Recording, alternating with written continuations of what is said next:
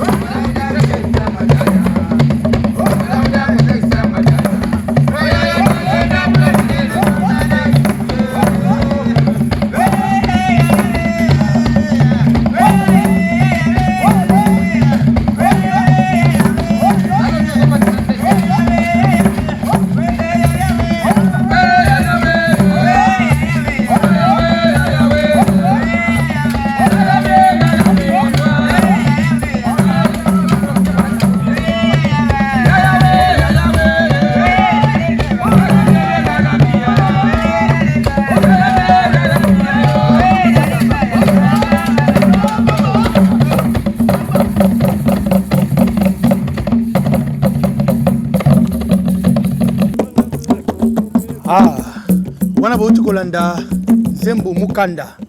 Mukanda soki mwana akoli bakati musutu Nzembo oyo bakobeta et puis batu bakolanda yango wana bomoni tundu ndenga bimi. Yebisa biso président toyena ngamu na yo. Lobela biso tondo na biso tundu wana bimi azanani. Tundu wana bimi ndenga zawana aza metteur en scène. Do esika nyonso oyo tokumaka oyo kikeba kwa mkanda bakomi lukula tozali awa tozaba kwa mkanda o toza initié na bokoko soki tokomi tundu wana ndeye wana azaka chef ya terrain po ete kokota oyo kokota ye mutu akobongisa terrain alors po mutu nyonso asepela lulenge o bomoni ye tundu mekase balobi kasi tundu wana betaka. Tundu wana abinaka. Kobeta biso batu tobetaka. Tozo betela ye, tozo yembela ye. Abetaka batu beba mbata. Ye akobasakana na batu. Abetaka mingi te. Asana na batu. Surtout akoti basi bazaye bele. Mkolo wana esengo na ye ozala nzungu ya kotonda. Akende boya zonga boye kaka. Kote basi bazali kotende ye. Penza kende ukuya makati kadi. Kosakana mwasi nyonso. Amona lukula mwasi na ye. Mesiko pourquoi bongo? Pona nini bongo? Asakana basi ya batu. Mbo asakana na basi ya batu te selo kutime ndenge bakoko bazalaki yende mtu akosekisa batu. Po minganjo moni wana bango basakana te. Awa na Kinshasa mena mboka ba obima na grafu na maboko. O temi pembeni boyo zanango bango balimbisa te. Baminganzi babeta. Baminganzi babeta bakasi. Siko bakobeta pona nini? Bakobeta selo kutime parce peut-être yoza nanu muke yelikula sia pasa étape ya ukende timu kanda. Kobima bimi il faut la isakenga na sena kwenda mkanda. Meka c'est kena mukande bongo soki mukolo azali mama ou bien aza papa et bongo ya ko beteka pona kena mukanda. Ya ko beta mukolo te mama kutu babeta kate. Po ekila makasi obeti mama ba obumela yo taba. Mibali mukolo ba ko beta te. Oba jeune ya lulenge ya age o ya bango akokusana te. Oyo bakata bango musutu te. Ata bakata yo me uzaka lujitu te. Ale na mikolo alo batu ba opesa discipline ezali ba minganjo wana. Yango wana. Na masini kuna tata mosi yeba ke tundu minganza ko beto fimbo soko za lizutu te. Yango na toko kende na papa mule yebisa biso lembo wana Mukanda. Tine bo betango bo kaka belo lenge boni. Bon vraiment ngai Nzembo wana na ngasoki na yoki yango ezalaka na groupe mondo te. Na ngesika sonozo leka na soki kana yoki kaka keno batu bazobeta place wana na yoki son oya bapende vraiment na leka te. Po fena tala eza groupe nini o ezobeta Nzembo wana parce que Mukanda ce n'est pas n'importe quelle tribu ou yemba Nzembo wana. So ina oza tribu msusu. Obi oza par exemple na opes exemple. Na oloba mabete on dirait tribu par exemple oza Muswahili obi oza Muluba na yoki ozo yemba Nzembo oyo. Ngai fena kangisao. Fena plainte. Ah, le lenge boni. Na plainte parce que eza yembeli na bino te. Eza pe na coutume na bino te. Parce que bino na coutume na bino sobo kusala nganga mkanda. Jamais ne pas na biso na coutume na biso apende na okakwe mtozo beta kuna uza mpende te obando beta Nzembo na kipende. Vraiment il fallait ka na luka kaka mutu nyonso azake no mu conception apende na funda groupe wana. So na fundio il fait baba kangayo. Ba ukango na pete keno parce que to kenonga na uzala kwa témoin. Ayemba Nzembo na biso apende ayembe na mpona nini ngina sona uki yango bongo ya una kendaka so s'agit na uki kana bande ko nga bapende baza place wana bazo nyata dance ngape fena nyata parce que elongo langa ba ba bilo suna kata nzoto na même malade ezali fait ça nini elongwa parce que eza elom suna ngana ba sapona eloko président wara ochikolo ba pona tondo selo ba mikolo to fani na bango ba bisanga likamo bo alobi no tundu wana ezana mama moboye twakiko seke ba esprit mabe ekangaki papa mama moboye batali role nini bakoko sala po ba libérer mutu wana esika za bazonga baboma ye. C'est pour cela que nous va keno ko zwa tundu elongi mabe so ba biso keno lelo ozelongi kwa tundu il faut zonga na mboka na bino ba dresser yo elongi yango nanga masini zelo biso nanu elongango ya tundu c'est très important nanga masini ba ko zela biso tala elongango ya tundu pe minu na ndenge ezali totala ndenge tundwango ndenge azali. Bon ya bana sita tundwango ya elle basali lokwana batali balbi no ni rôle ni bakota batali balbi rien to créer tundu yango ba créer lokwana tundu kaka era ke kuta déjà bazonga basala la cérémonie na parce que mutu nyo songo boma mutu ozala magicien ozala nani nganga ero zongo sala kambo nyonso il faut passer par le nom de Dieu. Elle ka bazonga ba lobi kaka kombo na kombo na nzambe boto osala pe bo eza pe na biso tundu ko bimana tundu era bimi bango nyonso bakimi tundu asali mama na désordre tina ndinga récupérer ki mutwana bakela na ye ça va bien mettre en scène c'est que hier attend les lois qui a sali likambo bo côté basi parce que rôle les akona basi yango zomane loko wana mar kwana tout est sûr que non kozane le kwa tundu il faut omisa nini et ça la opasi o wa rutuna teno pona nini nzamba kelinga boy Pandeko totana tundwango eloko esekisi ngai totana tundwango totala elongi be ya tundwango.